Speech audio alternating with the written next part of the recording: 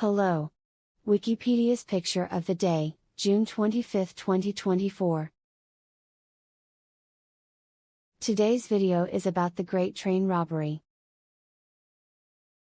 The Great Train Robbery is a 1903 American silent film made by Edwin S. Porter for the Edison Manufacturing Company.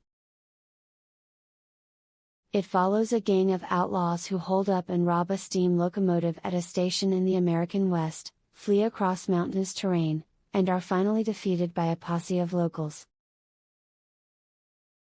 The short film draws on many sources, including a robust existing tradition of Western films, recent European innovations in film technique, the play of the same name by Scott Marble, the popularity of train-themed films, and possibly real-life incidents involving outlaws such as Butch Cassidy.